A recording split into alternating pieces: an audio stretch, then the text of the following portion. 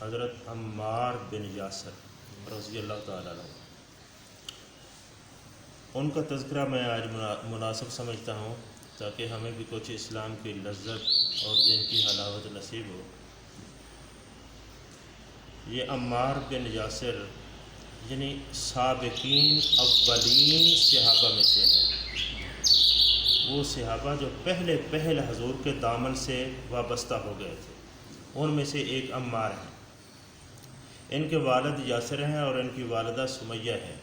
اور یہ بھی ان کو اعزاز حاصل ہے۔ اس دور کے سابقین اولین میں سے شاید اور کوئی نہیں ہے جس کے والدین بھی اسلام لا چکے ہیں، یہ عمار ہی ہے ایسا۔ باقی ہماری کتب میں اگر اس نسبت سے دیکھا جائے کہ سابقین اولین میں سے کون کون ہیں جن کے والدین مسلمان ہو چکے ہیں، تو ایک عمار اور ساتھ حضرت سیدنا ابو بکر صدیق رضی اللہ عنہ کا نام ذکر کیا جاتا ہے،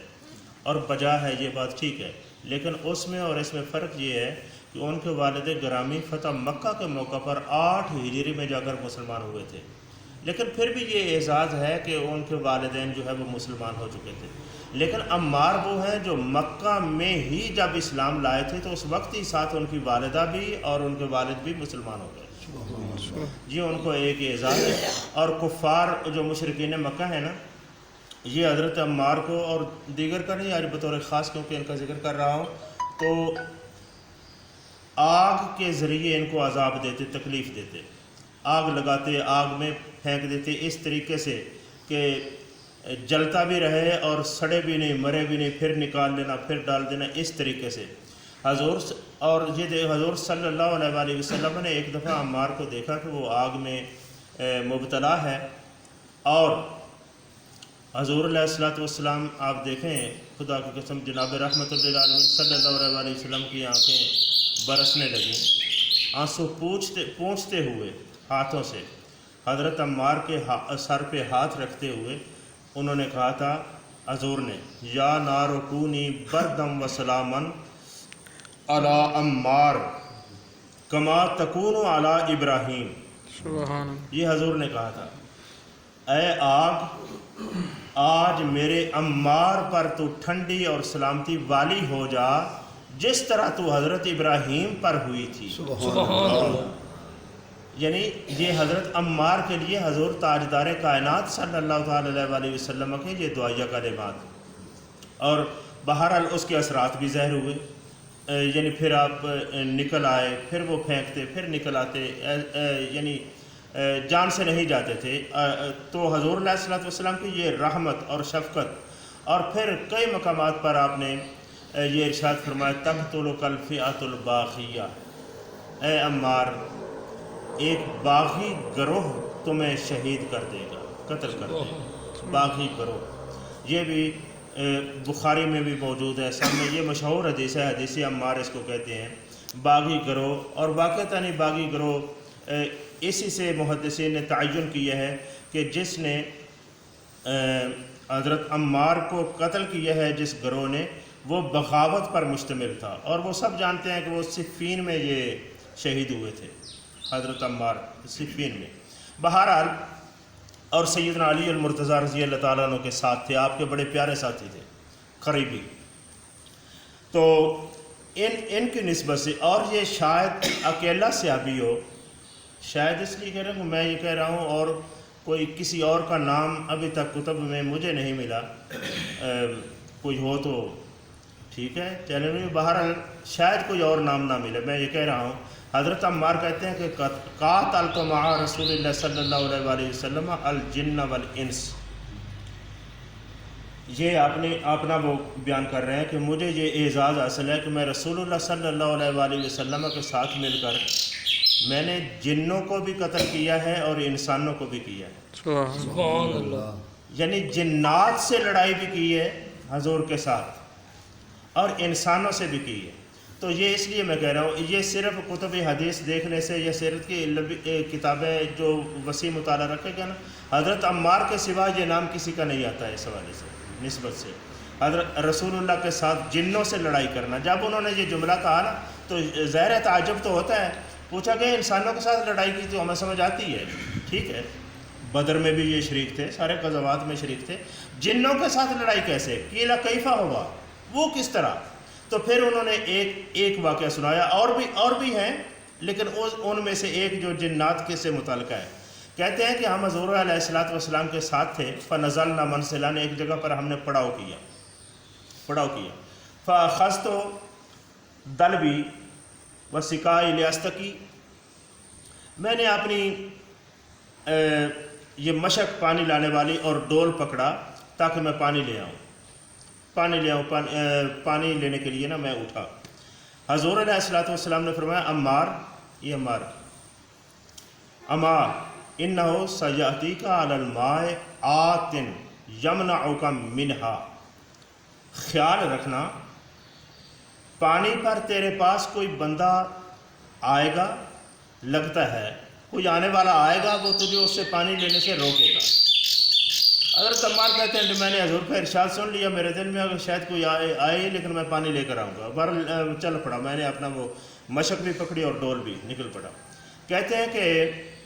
جب میں پہنچا نا کنویں کے کنارے پر، فلما بلغت علی رأس البئر، جب میں کنویں کے کنارے پر پہنچا تو فاذا برجل اسود، شاہ کالا بندہ اتنے بیٹھا ہے، سیاہ مرس کی طرح۔ تو اس نے وہ پہلے بولا، اس نے کہا کہ واللہ لا تسقل یوم منہا، آج تو یہاں سے پانی نہیں لے جا سکتا، اس نے کہا مجھے۔ وہ کہتے ہیں آگے حدیث میں جو لفظ ہیں، کوئی تو تکار ہوا ہوگا، آگے لفظ ہے فآخذنی وآخذتہ، فآخذنی فآخذتہ، اس نے مجھے پکڑ لیا، میں نے اسے پکڑ لیا۔ یہ تو اردو میں ترجمہ، اور اردو کی نسبت یہ جو لفظ ہے نا فآخذنی وآخذتہ، اس کی ترجمانی پنجابی میں ٹھیک سمجھی جا سکتی ہے، یہ جو ہے جپ گڑپھی ہو جانا۔ فسرعتہ، تو فرمانے میں ڈل کو نہ لگن دی، میں ان سٹھ لے آیا تھا۔ فسرعتہ ثم آخذت حجرا، پھر میں نے ایک پتھر پکڑا، قریب سے پتھر، فکسرت وجہہ وانفہ، پتھر مار کے میں نے اس دی ناک اور منہ جڑا نا اے توڑ دیتا، فکسرت، ناک بھی اور منہ بھی توڑ دیا اس کو، وہ وہیں پڑا رہا۔ میں نے اپنا ڈول بھرا، مشک بھری میں پانی لے کر حضور علیہ الصلوۃ والسلام کے پاس آ گیا، حضور کے پاس آ گیا۔ حضور علیہ الصلوۃ والسلام نے فرمایا بتاؤ پانی پر کچھ ہوا تو نہیں ہے؟ تو وہ کہتے ہیں کہ فقصصت علیہ القصہ، میں نے وہ سارا قصہ جو ہے وہ حضور سرور عالم صلی اللہ علیہ وسلم کو سنا دیا۔